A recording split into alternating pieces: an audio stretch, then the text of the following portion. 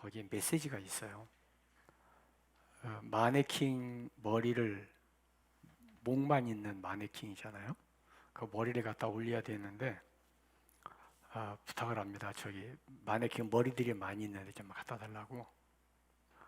마네킹이 검은색이니까 당연히 검은 머리를 가지고 오겠죠. 그래서 검은 머리에 손을 댔더니 마네킹 머리가 아니라 실제 사람이었던 거죠.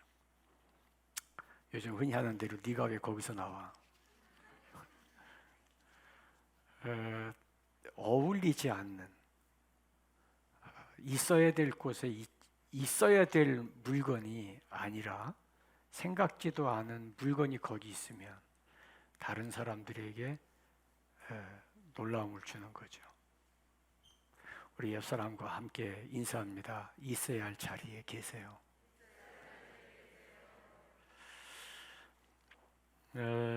에베소 교회는 늘 에베소서를 설명할 때마다 제가 빼놓지 않고 말씀드리는 거 있죠. 사도 바울께서 1차, 2차, 3차, 4차 전도 여행, 옛날에 이렇게 지역을 옮기면서 거기서 말씀을 전하고 믿는 사람들이 생기면 그 사람들을 중심으로 교회를 세워주고 리더를 세워줘요. 그 가운데에서. 그리고 다른 지역으로 떠나고, 그렇게 해서 바울 사도께서 가는 곳마다 주로 도시를 중심으로, 왜냐하면 사람들이 많이 모이니까 도시를 중심으로 복음을 전하고 교회를 세우고 지도자를 세우고 그랬었어요. 고린도 지역 같은 경우도 1년 넘게 바울 사도가 머물렀던 곳이기도 합니다. 근데 에베소는 바울의 생애 중에 가장 오랜 시간을 에베소에 머물렀어요. 약 3년여 기간 동안 에베소에 머물렀기 때문에 바울 사도에게 있어서 에베소서는 남다른 애착이 있고 그만큼 정성을 들였고, 물론 뭐 짧게 지나갔다고 해서 정성을 안 들인 게 아닌데 에베소에서는 제자들을 많이 양육을 했습니다.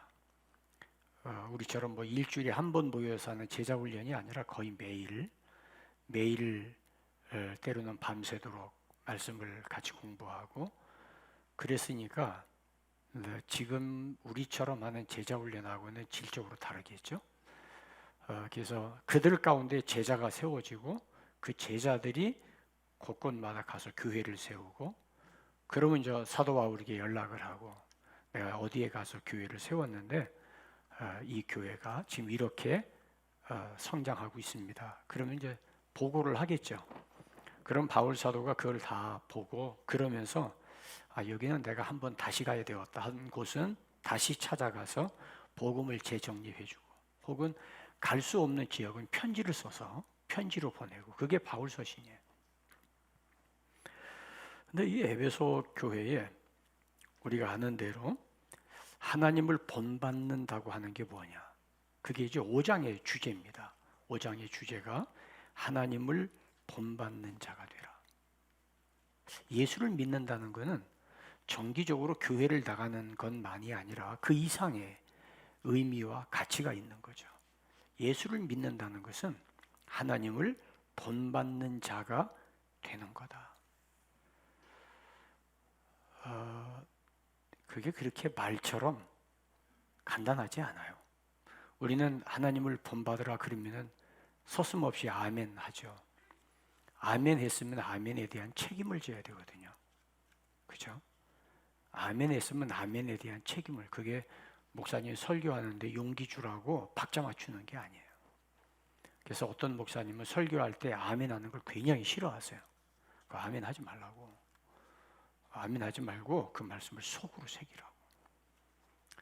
근데 또 아멘을 안 하면 또 공동묘지 와서 설교하는 것 같잖아요. 그래서 아마 다음 주쯤에는 마스크를 벗어도 될 것 같은데, 마스크를 쓰고 있으니까 아멘을 하는 건지 안 하는 건지 입을 틀어막고 있어서, 그래서 하나님을 본받는 자가 되라. 그러면서 빛의 자녀들처럼 행하라. 빛의 자녀들처럼 살아가라. 왜냐하면 하나님이 너희를 죽은 자 가운데에서 일으키셨다 하는 거예요. 내가 예수를 믿는다고 하는 말은 내가 옛날에 죽었었다는 거예요. 옛날에 잠들었었다는 거예요. 다시 말하면 영적으로 무감각했고 영적인 생각을 전혀 하지 아니하고 세상 살아가는 삶의 법칙에 따라서 살아가는 방법으로 살던 우리였다는 거죠. 그런데 예수 믿고 구원받고 난 이후에는 우리가 다시 깨어난, 다시 태어난, 다시 살아난 삶을 살아야 된다 하는 것이 예수 믿는 사람의 신앙생활의 정의입니다. 그러면서 이제 5장, 6장 그 뒤에 부부의 관계, 부모와 자녀의 관계, 직장에서의 상사와의 관계, 혹은 부하와의 관계, 혹은 영적인 관계, 이 네 가지의 관계로 들어가기 전에 우리에게 오늘 주시는 말씀이 성령으로 충만함을 받으라. 이게 얼마나 중요한가를 오늘 말씀을 드리려고 해요. 성령으로 충만함을 받으라는 말이 우리에게 어느 정도로 중요한지, 성령으로 충만함을 받지 아니한 부부 관계, 성령의 충만함이 없는 부모와 자녀의 관계, 성령의 충만함이 없는 직장 생활, 사업, 성령의 충만함이 없는 영적인 삶은 마네킹 머리가 있는 곳에서 살아있는 사람이 목만 내밀고 앉아있는 꼴이에요. 굉장히 중요한 부분입니다. 미국에서 기독교인들 가운데 지금 말고 한 70년대 그때쯤에 미국에 대부흥이 있었던 시대가 있었어요. 그 시대에 예수 믿는 사람 중에 가장 독한 욕이 하나 있었다고 그래요. 욕이 있었는데 성령 충만 받지 말고 예수 믿어라 하는 거예요. 성령 없이 예수 믿는 거는 예수 믿는 게 아니라는 거예요. 그거는 위선이고 거짓이라는 거죠. 성령이라는 말은 예수의 영이라는 이야기. 신앙 고백은 예수의 영이 있을 때 고백이 가능한 거예요. 그런데 예수를 고백했다고 그러면 내가 예수의 영이 내 안에 있는 거냐? 아니에요. 논리적으로도 할 수 있어요. 논리적으로도 얼마든지 예수 믿는다고 고백할 수가 있어요. 근데 성령이 내 안에 들어오면 논리를 떠나서 삶의 환경을 떠나서 성령이 나를 이끌어 가세요. 그래서 참 15절 봅니다. 15절 그런즉 그놓고 14절이죠. 그러므로 이르시기를 잠자는 자여 깨어서 죽은 자들 가운데서 일어나라. 그리스도께서 너희를 비추시리라 하셨느니라. 잠자는 자들 가운데서 깨어서 일어나라. 그 말씀이에요. 그 위에 11절 열매 없는 어둠의 일에 참여하지 말고 도리어 책망해라. 왜냐하면 그 위에 8절 전에는 어둠이더니 이제는 주 안에서 빛이라. 빛의 자녀들처럼 행하라. 그래서 5장 1절 사랑을 받는 자녀같이 너희는 하나님을 본받는 자가 되라. 이게 다 연결되는 거예요. 그런데 이제 그렇다고 하면 어떻게 행동해야 되는지 자세히 주의하여 엄벙덤벙 하지 말라는 얘기예요. 덤벙덤벙하고 살다가 내 이럴 줄 알았다. 미국의 어떤 사람이 무덤에 쓰여 있는 비문이에요. 엄벙덤벙 살다가 내 이럴 줄 알았다. 그게 비문이에요. 여러분 이런 비문이 어디가 있어요? 내가 생각 없이 덤벙대고 살다가 내가 이렇게 죽을 줄 알았어. 그걸 알았으면 그렇게 살면 안 되죠. 그러니까 우리는 구원받은 사람이고 하나님의 백성으로서 어떻게 행동해야 될지, 여기서 내가 어떻게 행동해야 되고 여기서 내가 어떻게 행동해야 될지 자세히 주의하여 지혜 없는 자 같이 하지 말고 지혜 있는 자 같이 해라. 어리석게 살지 말라 이 말이에요. 어리석게 살지 마라. 그러면서 16절 세월을 아끼라 때가 악하니라. 세월을 아끼라 때가 악하니라. 한번 따라해 보실까요? 세월을 아끼라 때가 악하니라. 다시 한번 세월이 악하다. 때를 아끼자. 세월이라는 말과 때라는 말이 달라요. 원문이 달라요. 세월을 아껴라 때가 악하다.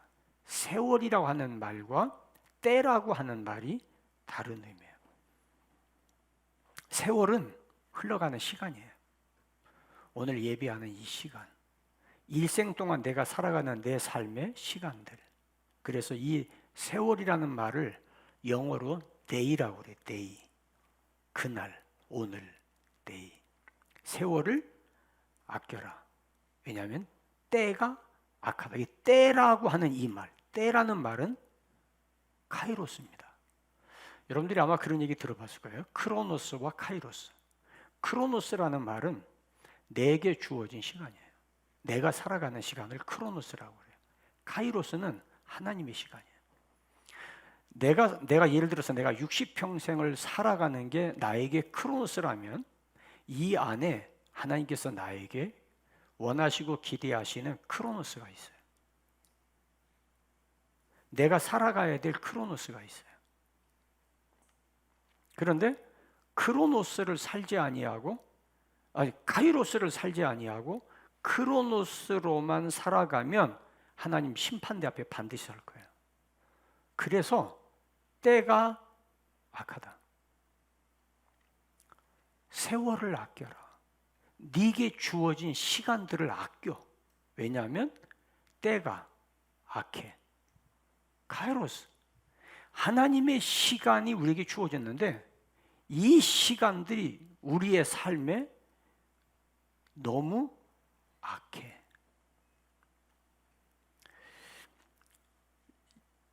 그래서 이 때가 악하다. 제가 지금 이 얘기를 지금 여러분들이 혼돈스럽게 이야기했어요. 때가 악하다고 말할 때 그 때라는 단어가 데이라고 하면 세월이라는 말이 카이로스예요. 죄송합니다. 제가 좀 수정합니다. 때가 악하다. 우리가 살아가고 있는 내 삶이 악한 것들로 가득 차 있다. 지금 우리가 이 세상에. 그래서 때라고 말할 때 이 때라는 단어가 주로 성경에 쓰여진 것은 하나님의 심판의 대상일 때 때라는 단어를 써요. 수정합니다. 카이로스는 때가 아니고 세월이에요. 세월. 그래서 그 때를 아끼라는 이야기예요. 그래서 여기와 관련된 단어들이 성경에 몇 군데가 있어요. 창세기 6장 5절에 보면 하나님께서 노아 시대의 홍수로 심판할 때 노아에게 말씀하세요. 6장 5절에 사람의 죄악이 세상에 관영함과 마음에 생각하는 계획이 항상 악할 뿐임을 보시고 라고 말할 때 그 악함이에요.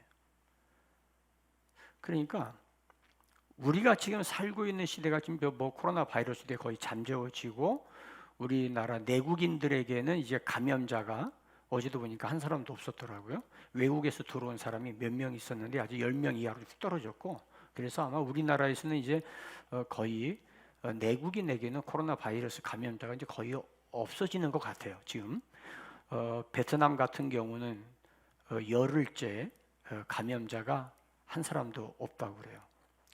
베트남이 우리보다 성적이 더 좋아요. 근데 이제 그러다 보니까 이제 마음에 이제 느슨해져서 제주도 비행기가 없을 만큼 사람들이 몰렸고 해수욕장 아직 해수욕할 때가 아닌데 마치 바캉스 시절을 맞이한 것처럼 사람들이 몰렸어요. 그래서 이제는 잘 되는 것만 남았겠다는 생각을 하는 거죠. 그런데 창세기 6장 5절에 보면 이미 홍수로 심판할 때 그 사회가 생각하는 계획이 항상 악하다고 그래요. 생각하는 계획이 항상 이게 인간 사회예요. 잠언 12장 1절은 곤고한 날이 이르기 전 아무 낙이 없다고 할 날이 다가오기 전에 창조주를 기억해라. 창세기 6장 5절과 잠언 12장 1절을 연결시켜 보면 이런 의미입니다. 하나님을 잃어버리면 악한 삶으로 연결된다는 거예요. 하나님 없는 삶, 하나님이 없는 삶, 창조주를 기억하지 않는 삶은 내가 원해서 악해지는 게 아니라 나도 모르게 악해지게 되어 있어요. 그게 인간이에요. 아모스 5장 13절 그때에는 지혜자가 잠잠하니 이는 악한 때임이니라. 힘없는 사람을 짓밟고 부당한 세금을 거두어서 착취하고 허물 많고 죄악의 무거움을 하나님이 아시는데 그 죄를 지적하는 사람이 없어요. 왜? 지적하면 돌로 쳐요. 선지자들을 죽이려고 그래요. 그러니까 아무 말 하지 않아요. 말 못하게 합니다. 그게 악한 시대의 전형적인 모습이에요. 교회가 악을 악하다고 이야기하지 않으면 하나님은 말씀하기를 짖지 않는 개와 같다고 그랬어요. 진리를 전해야 될 메신저들이 거짓을 거짓이라 말하지 아니하고 악을 악이라 말하지 아니하면 하나님 앞에 모든 핏값을 담당할 것이라고 분명히 선언했어요. 그래서 교회는 세상을 향해서 하나님의 말씀을 근거로 악을 악이라고 지적해야 돼요. 침묵하면 안 돼요. 에베소서 6장 13절 악한 날에 너희가 능히 대적하고 모든 일을 행한 후에 서기 위함이라. 악한 날, 때가 악하니라. 결코 안전하고 안락한 시대가 아니라는 거예요. 이미 코로나 바이러스가 전 세계가 정치 구조, 경제 구조를 그리고 사회 구조를 바꿀 수밖에 없는 어마어마한 충격을 안겨주었어요. 그래서 코로나 바이러스가 우리나라가 이제 진정기에 접어들었다고 하지만 질병관리본부에서는 지금 방심할 수 없다. 언제 어디서 또 터질지 모른다. 왜냐하면 이미 미국에서는 미국의 전문가들은 세계 인구의 45억에서 55억이 감염될 때까지 이 바이러스 공격이 멈추지 않을 것이라고 이미 벌써 공개했어요. 그래서 미국은 굉장히 지금 긴장하고 있어요. 우리나라가 이렇게 잠잠해지는 것 같지만 시한폭탄이 언제 터질지 모른다는 거죠. 그래서 방심하지 말라는 거예요. 경제 구조가 지금 바뀌고 있습니다. 사회 구조가 바뀌고 있어요. 그래서 국민들을 감시하기 시작하는 일이 합법적으로 가능하게 되어졌어요. 합법적으로. 유엔에서 여러분들 얼마 전에 거의 한 달 전이죠. 아마 여러분들이 관심 있게 보신 분들은 보셨을 겁니다. 2022년 앞으로 2년 뒤에 세계 모든 사람들의 보건 관리를 위해서 생체 사람의 몸에 칩을 삽입하는 계획을 지금 수립하고 있어요. 2022년도에 될지 안 될지는 두고 봐야 알겠지만 거기에 그 사람의 모든 정보가 다 들어있는 칩이에요. 건강에 관한 것, 소셜 모든 것들이 다 들어있어요. 그게 없으면 병원에 가서 진료를 못해요. 이 사람의 병에 대한 모든 내력이 거기 다 들어있어요. 이게 혹시 계시록에서 말하는 짐승의 표가 되지 않을까 의구심을 갖고 전문가들이 예의주시하고 있어요. 아니기를 바랍니다. 저도 아니기를 바라요. 근데 만약에 그게 맞다면, 맞는 게 아니에요? 잘 들으세요. 졸다가 들으면 큰일 납니다. 아니기를 바라지만 그게 만약에 맞다면, 짐승의 표를 받으면 구원 없어요. 성경이 틀리지 않았다면. 우리가 지금 이 코로나 바이러스가 우리에게 굉장히 경각심을 주었습니다. 코로나 바이러스 때문에 교회 예배들이 다 영상으로 돌려졌죠. 건강 문제 때문이에요. 심지어 교회에서 영상 예배 안 드리고 모여서 예배 드린다고 저희 교회 2가정이 교회를 떠났어요. 자, 그러면 앞으로 생체림, 그게 만약에 짐승의 표라면, 이거 없으면 병원에도 못 가고 경제활동 못 하고 여행도 못 한다면 받겠죠. 그거 안 받으면 살 수가 없는데, 그죠? 그게 아니기를 바라요. 정말 아니기를 저도 바랍니다. 근데 만약에 그게 사실이라면 그때 나는 어떻게 할 것인가 하는 고민을 해봐야 돼요. 내 신앙을 성경 우선으로 갈 거냐, 내 편리 우선으로 갈 거냐를 점검하셔야 돼요. 그런 의미에서 이번 코로나 바이러스 기간은 우리에게 어떤 의미에서 굉장히 중요한 기회였다는 생각이 들어가요. 세월을 아낀다는 말은 아까 말씀드린 대로 세월 카이로스예요. 하나님이 주신 시간이에요. 그 시간을 아껴라 이 말. 아껴라. 내가 내 인생, 내 평생 주어진 생애를 살다 가는 것은 나의 삶이에요. 크로노스예요. 그런데 구원받은 하나님의 백성들에게 하나님의 카이로스가 있어요. 나를 구원하실 때 하나님께서 나에게 내 생애 동안에 계획하신 하나님의 카이로스가 있어요. 카이로스라는 말은 결정적인 중요한 시간을 이야기할 때 카이로스라고 그래요. 지금 제가 말씀드리는 것은 키텔 신학사전의 전문가들이 보는 키텔 신학사전의 해석을 지금 말씀드리는 거예요. 제 개인 해석이 아닙니다. 키텔 신학사전을 연구하지 아니하고 신구약 원전을 연구할 수가 없어요. 그거는 교과서 같은 책이에요. 한 번도 제가 그 책을 펼쳐보지 아니하고 설교한 적이 없어요. 한 번도.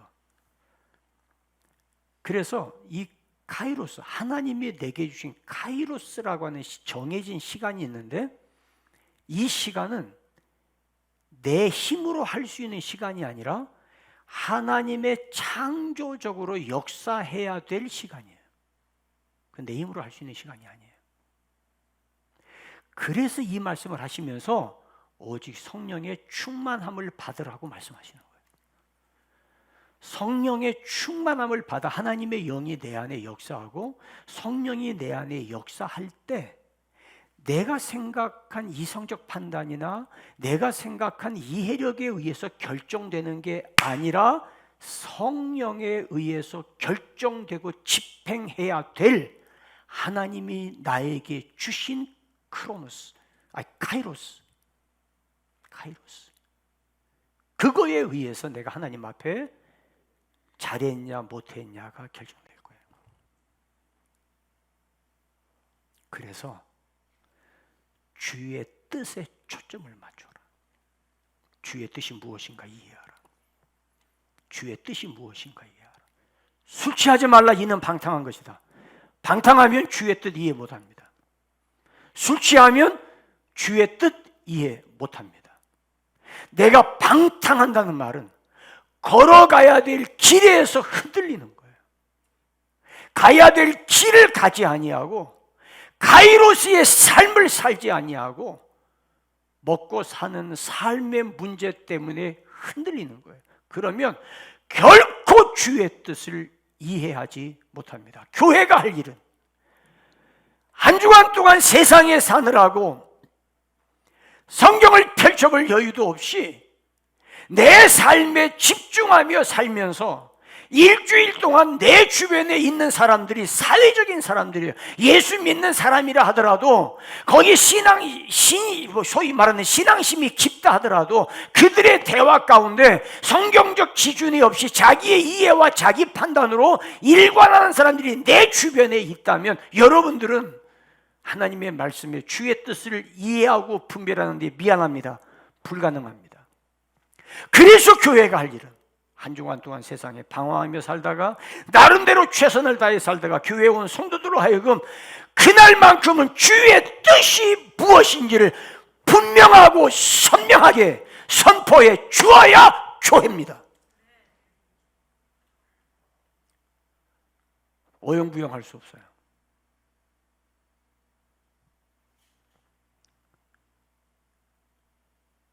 여러분들이 저에 대해서 많이 오해하고 있는 부분들이 있다는 걸 제가 압니다. 저는 지난 한 주간 동안 제가 지금까지 38년 넘게 목회하면서 최고의 충격을 받았어요. 어느 정도로 충격을 받았냐면 심장이 너무 박동수가 빠른 건지 막 쿵쿵거려서 두근거려서 이게 가슴이 아프더라고요. 숨을 쉴 수가 없어요. 안정이 안 돼요. 아무 생각이 안 나고 집중이 안 되고 이러다가 심장 쇼크시 하겠구나 하는 생각이 들어가더라고요. 하루를 지났는데 안 돼요. 이틀째 됐는데 주님, 이거 목회를 제가 계속 해야 됩니까? 어제 도저히 나 주일 설교 못하겠다. 이강민 목사 보고 주일 설교 준비 좀 할 수 있겠냐. 자기도 못하겠대요. 갑자기 외부에서 목사님 초빙할 수도 없고 그래서 성경책 들고 강단으로 올라왔어요. 생일 선물 치고는 참 고약한 생일 선물을 받았다 하는 충격 때문에 강단에 올라왔는데 기도를 못 하겠어요. 기도가 안 되는 거예요. 너무 심장이 두근거려서 하나님 어떻게 할까요? 하나님 어떻게 해야 됩니까? 1시간, 2시간, 3시간을 강단에서 주님, 내 목회가 여기가 끝이라면 저 여기서 접겠습니다. 어떻게 할까요?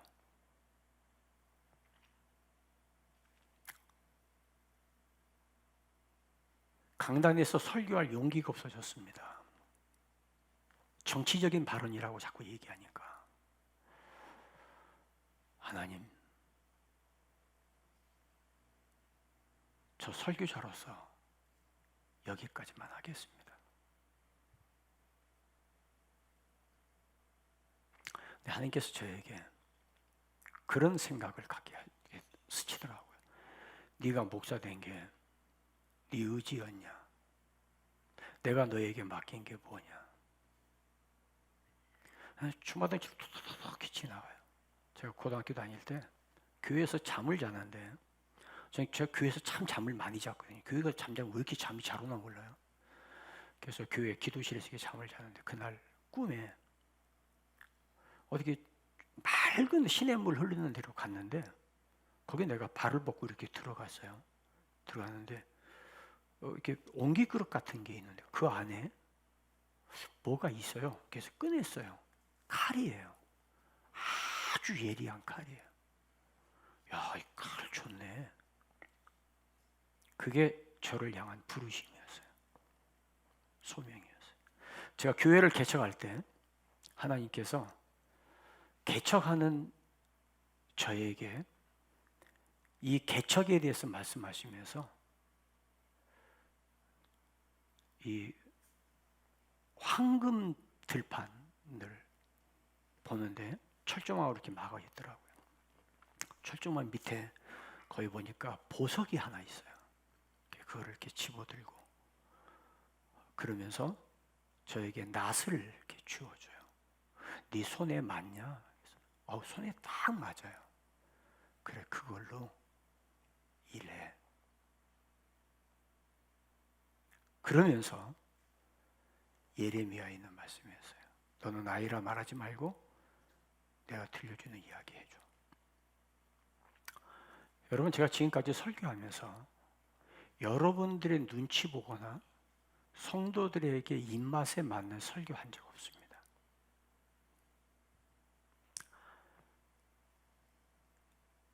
그거를 저는 사명으로 알았고 소명으로 알고 설교를 해왔어요. 제가 고등학교 다닐 때 8월 15일 광복절이 되면 우리 학생 회원들 다 데리고 교회 옥상으로 올라가서 나라와 민족을 위한 구국 기도를 했습니다. 안창호 선생님, 도산 안창호가 저에게는 모델이었어요. 전에도 말씀드렸지만 그래서 제가 흥사단에 들어갔었어요. 항상 제 주머니에 태극기를 더 갖고 다녔어요. 나라 사랑에 관해서라면 누구에게 뒤지지 않는 자부심을 가졌어요. 목사님 중에서는 일제시대에 거꾸로 박힌 못 위로 걸어가다가 세상 떠나신 주기철 목사님이 저의 신앙의 목회자의 롤 모델이었어요. 하나님의 말씀 앞에 타협하지 않았어요. 그것 때문에 때로는 불편한 이야기도 제가 들은 거 알아요. 여러분, 제가 할 일 없다고 정치적인 설교하겠어요? 제가 무엇 때문에 정치적인 이야기를 합니까? 그거 한다고 나에게 무슨 유익이 있어서? 그러나 국가의 장래를 생각하면 잠이 안 와요. 국가의 미래를 생각하면 안개 속을 걷는 것 같아. 우리 국가 채무가 40%를 넘어갔어요. 물론 미국은 200%가 넘어요. 선진국들이 150, 160%를 넘어서 우리나라 부채 비율 60%까지 가도 괜찮다고 이야기를 해요. 착각입니다. 국민 1억이 넘어야 내수 시장이 살아요. 우리는 남북이 합쳐도 1억이 안 돼요. 그러면 수출에 의존해야 됩니다. 수출은 건강한 중소기업과 대기업이에요. 경제 구조가 달라요. 피 끓는 외침이 지금보다 10배 더 강하게 외쳐야 크리스천들이 정신 차려요. 우리나라에 기독교가 처음에 들어왔을 때 선교사들이 자기 나라도 아닌데 정규 학교가 아니라 학원을 세워놓고 어린아이들 성경 가르치면서 나라 사랑하라고 가르쳤어요. 거기서 배운 아이들, 어린아이 유관순이 그거 배워서 태극기 들고 독립만세 운동한 거예요.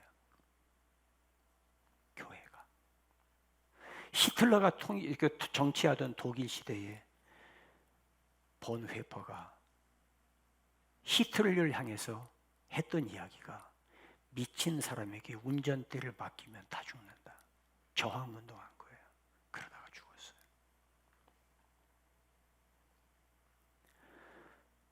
세월이 약합니다. 주의 뜻이 무엇인가 분별하셔야 돼요. 주변에 이야기하는 사람들의 이야기를 들으면 휩쓸려 가요. 주의 뜻이 무엇인가 그걸 분별하지 않으면 휩싸여 죽습니다.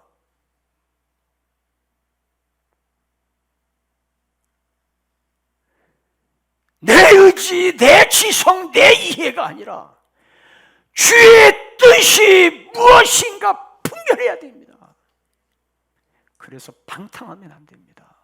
술 취하면 안 됩니다.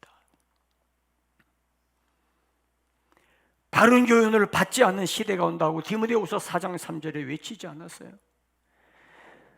사람이 각자 자기 사욕을 따를 스승을 많이 두는 시대가 온다고 말씀하지 않았습니까?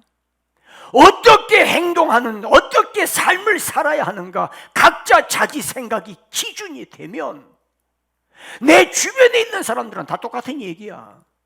내 주변에 있는 사람들은 다 같아. 근데 교회만 가면 다른 이야기를 하니까 신경 쓰이는 거예요. 그러나 사랑하는 여러분, 주의 뜻이 무엇인가 엄밀하게 분별하시기 바랍니다. 사람은 자기가 좋아하는 이야기만 듣게 되어 있어요. 내가 듣고 싶은 이야기만 듣게 되어져서 어쩔 수 없어요. 그게 인간의 생리예요.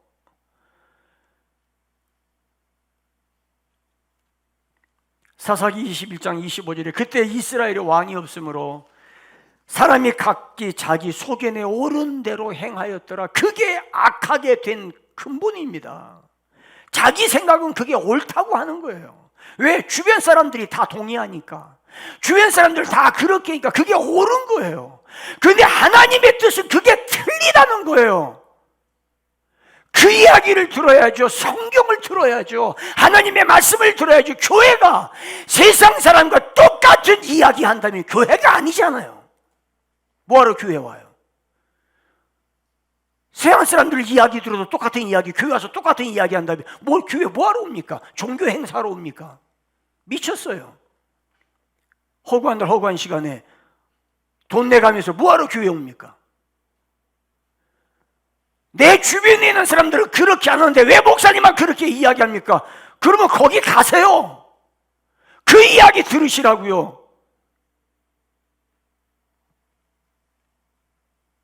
물론 주변의 사람들이 하나님의 뜻에 맞는 이야기 할 수 있어요. 얼마나 좋아요. 그렇게 된다면. 그러면 이 사회가 건강한 거 아니에요? 하나님의 뜻을 따라가는 거 아닙니까? 그게 아니라면 예수 믿는 성도들이 어디에 귀를 기울여야 됩니까? 무엇에 초점을 맞춰야 됩니까?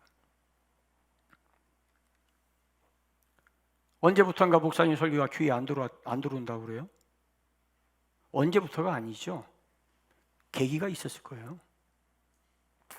두 사람이 서로 만나서 사랑할 때 한눈에 반하고 마음이 가면 어떤 얘기도 귀에 안 들어옵니다. 결국은 결혼해요. 결혼하고 살다가 어느 순간에 마음이 확 바뀌면은요, 이혼할 생각밖에 안 들어요. 딴 이야기 귀에 안 들어와요. 우리가 신앙생활 할 때 내 믿음이 성장하는 데에는 여러분 1년, 2년 갖고 신앙이 성장하는 거 아닙니다. 천만의 말씀이에요. 봄, 여름, 가을, 겨울 겪어야 돼요. 낮도 있고 밤도 있고 수없는 세월을 겪으면서 신앙이 성장할 때는요, 성장하는 줄 모르고 성장해요. 10년, 20년, 30년, 40년 걸려요. 여러분, 제가 목회 거의 40년 가까이 했다고 제 목회가 완숙한, 아니요, 천만의 말씀이에요. 배울 게 아직도 많아요. 아직도 배울 게 많고요. 읽을 책 아직도 많고요. 연구할 게 아직도 많고요. 많아요.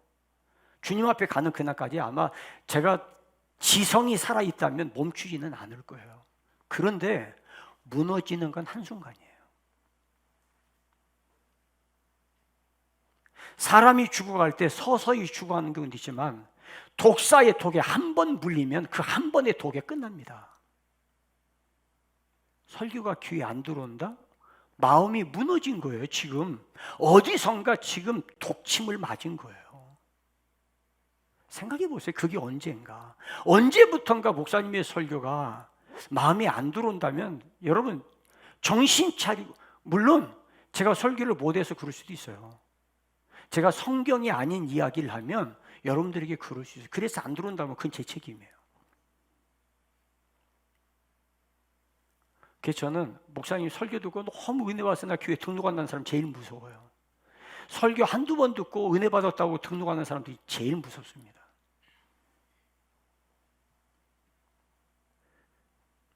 주의 뜻이 무엇인가 이해해라.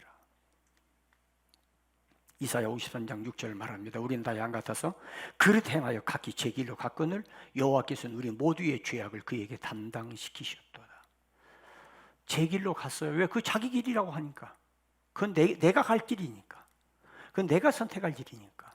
그 길로 갔어요. 근데 그게 잘못된 길이야. 그래서 그것이 잘못된 길을 예수님에게 담당시켜서 십자가에 죽게 한 거예요. 모든 사람이 동의해 주는 그 사람들이 내 편이죠. 내가 어떤 설교를 듣기 좋아해요? 내 이야기에 동의해 주는 사람. 목사님 오늘 이번에 내 교회 여기 처음 왔는데 와보니까 목사님 설교 아주 내 사상하고 딱 맞습니다. 나 교회 등록하겠습니다. 하지 마세요. 한 번 보고 모릅니다. 목사님 이 교회 와보니까 교회가 너무 좋아. 나 등록하겠습니다. 하지 마세요. 우리 교회 한 번 와서 보고 모릅니다. 우리 교회 좋은 교회 아닙니다. 언젠가는 실망합니다. 교회는 그렇게 선택하는 거 아니에요. 하나님께서 나를 이 교회로 가라고 했다고. 하나님 우리 교회 잘 모르시는가 보네. 제가 그래요. 그럼 그 사람 나중에 하나님이 다른 교회로 가라고 해서 간다고 꼭 그러고 가요. 하나님하고 굉장히 친한 분이신가 봐요. 지금 한가하게 세상 탐욕에 우리 마음이 빼앗길 때가 아니에요. 지금 워런 버핏이 그런 이야기 했어요. 경제가 밑바닥을 칠 때 새로운 경기, 새로운 사업, 새로운 것들이 절반이 그때 일어난다 이야기예요. 그래서 따라하시겠습니다. 성령으로 충만함을 받으라. 뭐가 필요하다? 성령 충만이다. 다 교회가 뭐 성령 충만, 그 얘기만. 왜 그 얘기만 하겠어요? 중요하니까 그 얘기하는 거예요. 중요하니까. 성령 충만하지 않고 제정신에 예수 못 믿어요. 성령으로 충만하지 않으면 자기 생각에 몰두하게 되어져 있는 게 인간의 생리예요. 성령에 충만해서 그날 주의 인도하심 받지 않으면, 성령이 나를 지배하지 않으면 어제까지 천사 같은 사람이 한순간에 악마의 얼굴로 바뀝니다. 인간의 타락은 서서히 되는 게 아니라니까요. 인간의 타락은 한순간이에요. 한순간에 타락합니다. 서서히 타락하는 게 아니에요. 한순간에 곤두박질합니다. 나 그 사람 안 그런 줄 알았는데 한순간에 곤두박질합니다. 그 사람 신앙생활 정말 잘하던 사람인데, 믿음 좋은 사람인데 한순간에 곤두박질합니다.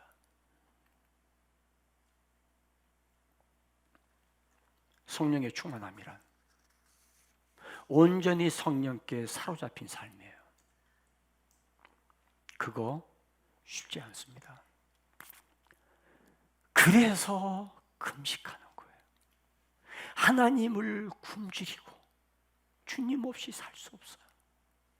주여, 주님 없이 하루도 못 살겠어요. 그래서 안 먹으면 안 되는 밥을 금해가면서 내가 밥이 먹고 싶고 밥이 그리워지는 것처럼 이렇게 내가 하나님을 그리워하고 하나님께 굶주린 삶을 살아야 된다고. 그래서 금식하는 거예요. 그것 때문이지 무슨 밥 안 먹는다고 뭐 돌이 금이 됩니까? 금식한다고 무슨 하늘에서 뭐 별이 떨어져요? 아니에요. 하나님을 갈망하고 하나님의 은혜를 목말라는 거예요. 살아가는 삶이 너무 벅차고 분주하고 힘들고 하루하루 살기면 얼마나 힘들어요. 하루 버텼다는 게 신기할 만큼 하루를 버티기 힘든 세상 아닙니까? 그러면 이런 때에 성령이라도 충만해야지. 성령이라도 충만하면 즐거움이 있어요. 성령이라도 충만하면 내 안에 기쁨이 있어요. 그거는 세상적 필요를 충족해서 주어지는 기쁨하고 차원이 달라요. 차원이 달라요. 성령으로 충만하면 세상적인 즐거움에 도취되지 않아요. 제가 우리 제자반 형제들에게, 우리 제자반 형제들 카톡방에 제가 그랬어요. 스크린 골프 하지 마세요. 제가 그랬어요. 얼마나 좋아요. 필드에 안 나고 거기서 골프 치는 게. 괜찮죠. 근데 제가 하지 말라고 그랬어요. 왜? 운동 삼아 하는 건 좋은데 절제하지 못하면 그건 악이야.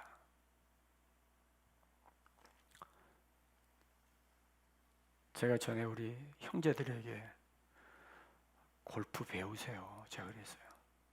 치는 분들은 치는데, 그래서 여러 사람이 골프를 쳐요. 근데 보니까 절제를 못 하더라고요. 제가 그거 보고 절제 못 하는구나. 그래서 제가 골프채 집어던진 지 몇 년 됐어요.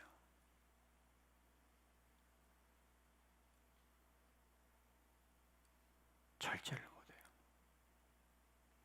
그러면 안 되는 거예요. 전에 우리 교회 저 지하에 당구대가 있었어요. 당구대. 되게 좋아하대. 뭐 신나게 당구 쳐요. 교회에 당구대가 있다니. 우리 교회 진짜 좋은 교회야. 당구대만 있으면 좋은 교회 되더라고요. 학생들도 치고 청년들도 치고. 제가 기절하는 사건을 하나 봤는데 수요일 저녁 예배 시간에 당구 치고 있더라고요. 그래서 제가 치워버리라고 그랬어요. 이건 아니야.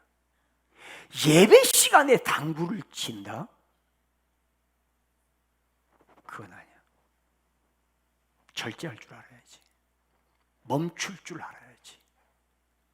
우리의 취미생활 필요합니다. 스트레스 푸는 길이에요. 그러나 그것이 내 삶에 플러스가 되고 도움이 되고 영적인 생활에 도움이 되면 그건 약입니다. 그런데 그것이 기도하는 시간 방해하고 말씀 보는 시간 방해하고 예배 드리는 시간을 방해한다면 그건 독이에요. 독. 그건 악마의 독입니다. 단호하게 끊어야 됩니다. 단호하게. 전에 우리 성도들이 그래요. 목사님, 세상 친구들 만날 새가 없어요. 주일날 교회 와야죠. 월요일날 성경 공부 가야죠. 무슨 화요일날은 무슨 교회 모임이 수요일 예배 가지, 금요일 예배, 토요일. 목사님, 세상 사람 만날 시간이 없어요. 그때가 여러분들의 신앙이 가장 건강할 때라는 걸 기억하세요. 그래서 뭐라고 그랬어요? 그날이 가까이 오면 볼수록 모이기를 피하지 마라. 오히려 더 권하여 모이기를 더 힘쓰라. 왜요? 내 주변에 만나는 사람 전부 다 안 믿는 사람들이에요. 그 문화에 젖어 있어요. 술 한잔 마시는 거 예사야. 음탕한 이야기하는 거 일반적이야. 아내와 남편 두고 딴 사람 만나는 거 그거 보편적이야. 그런 문화 속에 있다가 주일 한 번 와서 반은 졸고 예배드리고 설교 토마토막 설교 듣는 사람이 신앙생활 어떻게 해요? 무슨 재주로 합니까? 그러니까 틈만 나면 교회로 모아야 돼요. 성경 공부하고 말씀 보고 기도하고 제자 훈련하고 성경 공부하고 그래서 다른 데 세상 눈 돌리지 못하도록 해야 돼. 그거 바울 사도가 알고 그날이 가까이 오음을 볼수록 더욱 그리하라고 이야기하는 거예요. 그런데 사람이 우선이다. 이 표어 밑에 네가 중요해. 네 생각이 중요해. 이러고 난 뒤에 부모의 지도도 받지 않고 권위가 무너져 버린 이 시대예요. 하나님 말씀이 귀에 들어오겠어요? 목사의 설교가 귀에 들어오겠습니까? 들으면 전부 다 비판하고 분석하는데 그게 하나님 말씀으로 귀에 들어오나요? 여러분은 어떠세요?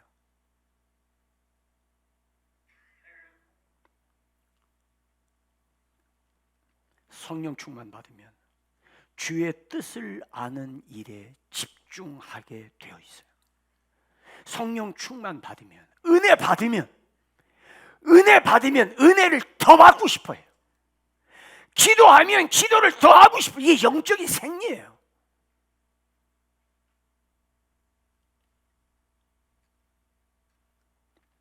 로마서 2장 18절에 율법의 교훈을 받아 하나님의 뜻을 알고 지극히 선한 것을 좋아하며 율법의 교훈의 핵심은 하나님의 뜻을 아는 겁니다. 여러분, 복음은 율법에서 나왔다는 걸 기억하셔야 돼요. 복음은 율법에서 나왔어요. 사도 바울이 예수님 만나기 전에는 율법만 알았어요. 예수님 만나고 나서 보니까 세상에 창세기에 전부 예수님 이야기고 출애굽기에 다 예수님의 흔적이고 레위기가 전부 예수님 이야기고 민수기 신명기가 전부 예수님 말씀이야. 그래서 바울 사도께서 로마서 2장 18절에 율법의 교훈이 하나님의 뜻을 아는 것이고 지극히 선한 것을 좋아하는 것인데 데살로니가 전서 4장 3절에 바울 사도는 하나님의 뜻은 이것이니 너희의 거룩함이니라 곧 음란을 버리고 데살로니가 전서 5장 18절에 범사에 감사하라. 이는 너희를 향하신 하나님의 뜻이니라. 그래서 성령 충만 받으면 어떻게 돼요? 시와 찬송과 신령한 노래로 서로 화답한다. 여러분들이 만나면 무슨 이야기 하세요? 목장에서 만나면 이야기 소재가 뭡니까? 스크린 골프 치면은 무슨 이야기 주로 많이 하세요? 어떻게 하면 우리 이번 수요일 저녁에 가서 예배 드릴까, 그 얘기 한 번이라도 해보셨어요? 이번 3일 금식 한다는데 야 어떡하냐, 우리 이번에 금식 어떻게 하면 금식할 수 있지? 어떻게 하면 할 수 있는가를 이야기하는 게 아니라 왜 할 수 없는가를 이야기를 하잖아요. 어떠세요? 여러분들 목장에 모여서 교회가 무슨 일을 한다고 하면 어떻게 하면 그 일을 할 수 있을까를 이야기하세요? 아니면 그 일을 할 수 없는 이유를 이야기하세요? 왜 해야 돼? 그 이야기를 하세요? 그러면 그 목장 모이지 말아야 돼요. 그런 목장은 필요 없어요. 하나님의 말씀을 읽고 대화하면서 어떻게 하면 그 말씀대로 할 수 있을까를 논의하는 데가 교회예요. 아니, 내가 만나는, 나 직장에 우리 기독 신우회가 있는데 거기는 그런 얘기 안 하는데 그 교회는 그런 거 안 한대. 왜 우리 교회만 해? 그렇죠? 여러분들이 우리 교회 보니까 그냥 다른 교회하고 그냥 다르지 않아요? 그게 잘하고 있다고 생각하세요? 아니요. 저는 제가 잘하고 못하고를 떠나요. 저는 그 얘기하는 게 아니에요. 제가 부름받은 소명과 저에게 주신 사명은 제가 이 길을 놓을 수가 없어요. 저는 어려서 그렇게 훈련 받았고, 그리고 그것 때문에 하나님께 저를 목사로 부르셨고, 목사로 세우셨고, 그리고 교회를 개척하게 하셨고, 여기까지 이끌어오게 하셨어요. 저는 그 일을 포기하면 저는 제가 목회를 그만두는 날이에요.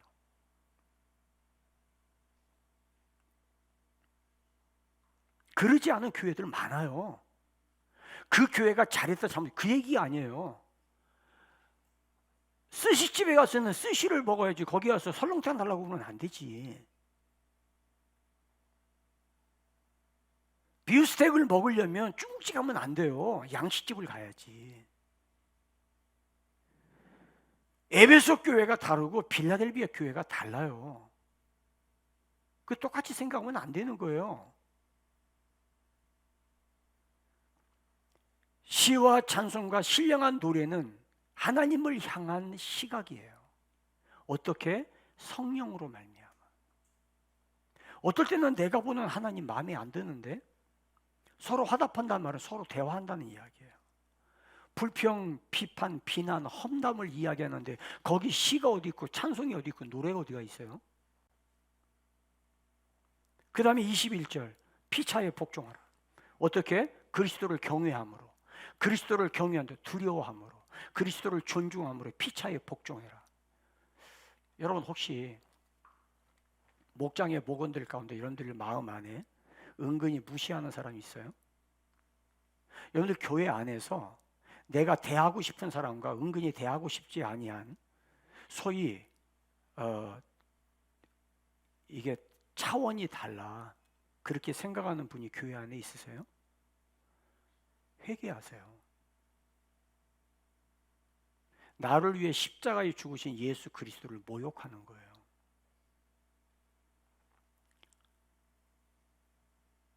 많이 배우고 많이 가지고 많이 누릴수록 낮아져야 돼요. 피차에 복종한다는 말은 상대방을 존중하는 거예요. 상대방을 높이는 거예요. 제 아내가 백화점에 옷 사러 갔다가 점원이 내가 한눈에 보면 아는데 이거 안 맞아요. 그래서 되게 무시를 당했다고 막 시시거리더라고요. 그래서 제가 그런 이야기했어요. 몇 년 전에 신문에 난 이야기예요. 할머니, 키도 작은데 꼬부라진 할머니가 아마 돈이 많은 할머니인가 봐요. 유명한 할머니인가 봐. 백화점에 가서, 백화점에 그 명품 코너에 가면은 아무나 못 들어가게 하잖아요. 줄 서서 기다렸다 들어가잖아요. 그죠? 할머니가 들어갔어요. 그 점원이 아주 가짜게 본 것 같아요. 할머니 여기 왜 들어오셨어요? 나가세요. 장사가 안 돼, 그 할머니 때문에. 그래서 나 물건 좀 사러 왔다고. 이렇게 코웃음 쳤겠죠. 할머니가 살 물건 여기 없어요. 무슨 소리야? 할머니가 견디다 너무 무시하니까 이 핸드백이 무슨 샤넬 핸드백 같으면 그렇게 안 했겠지. 비닐으로 만드는 핸드백이야. 거기서 꺼내는데 핸드폰이 폴더폰이야. 그걸 꺼내더니 전화해. 어디야? 나 지금 여기 어디 왔어. 나 좀 도와줘. 누구냐면 그 백화점 회장님이에요. 득달같이 쫓아오더니 그 할머니 앞에, 어르신 여기 웬일이십니까? 어르신 오시려면 저한테 연락하고 오시라고 했잖아요. 웬일이세요 어르신? 그 점원 어떻게 됐죠? 점원은 회장 알지도 못해. 매니저가 알아요. 매니저가 보니까 회장님이 내려왔네. 회장님이 내려오는데 그 할머니한테 보니까 얼굴이 하얘져요. 아니 어르신 전화하고 오시라니까 이렇게 오시면 어떡하냐고. 뭐가 필요하세요? 뭐 사시려고? 생각지도 아니한 물건을 사가지고 가면서 나 같으면 제 버르장머리 좀 고쳐 그랬을 거예요. 쳐다도 안 보고 나와서 집으로 갔어요. 아마 그 점은 지금까지 안 있을 거예요. 아마 외모를 보고 판단하는 것만큼 어리석은 거 없어요. 하나님은 영혼을 보세요. 성령으로 충만하면 피차에 복종합니다. 그러면 성령으로 충만하려면 어떻게 해야 되냐? 갈망하셔야 돼요. 갈급하셔야 돼요. 내가 딴 건 못해도 성령 충만 받아야 살겠고, 내 지금까지 성령 충만 같은 것처럼 살았을 뿐이지 성령이 내 안에 없구나. 내가 하나님의 은혜를 더 갈망해야 되겠구나. 내가 정말 맞아, 내가 세상적인 기준으로 내 주변에 너무 어지럽혔구나. 성령 충만해야 되겠구나. 매 삶의 순간순간마다 주의 약속 생각하며 그 길을 걸으며 성령의 지배를 받아야 되겠구나. 이것이 오늘 이 시간 저와 여러분의 기도의 제목 되기를 바랍니다. 날마다 숨쉬는 순간마다 내 앞에 어려운 일 보내 주님 앞에 이 몸을 맡길 때 슬픔 없네, 두려움 없네. 우리 찬송 같이 부르실 때 이 찬송, 오늘 찬송 몇 곡을 부를 텐데 여러분들이 예배 언제 끝나 그것 다 내려놓으세요. 제발. 그것 때문에 여러분 신앙생활에 도움이 안 돼요. 병원에 수시를 몇 시간 들어가 누워있으면서도 시간 길다고 안 하면서 하나님 앞에 말씀드리면서 왜 그래요? 내려놓으세요. 그러시고 성령 충만 받아서 오늘 여러분들의 삶에 주어진 역경을 뛰어넘고 나갈 수 있는 힘을 받으세요. 성령이 내 안에 충만하면 결코 절망하지 않습니다. 결코 낙심하지 않습니다. 결코 다른 것에 핑계대지 않습니다. 성령 충만하세요. 오늘 이 찬송 부를 때 주여 나에게 성령 충만함, 내가 주여 주님을 갈망하는 이 마음 가지고 정말 간절하게 목소리로 부르지 말고 온 몸으로 이 찬송 부르세요. 아멘입니까? 아멘. 간절한 마음을 가지고 날마다 숨쉬는 순간마다 내 앞에 어려운 일, 주님 앞에 이 몸을 맡길 때 슬픔 없네, 두려움 없네. 아멘, 아멘, 아멘, 아멘. 할렐루야.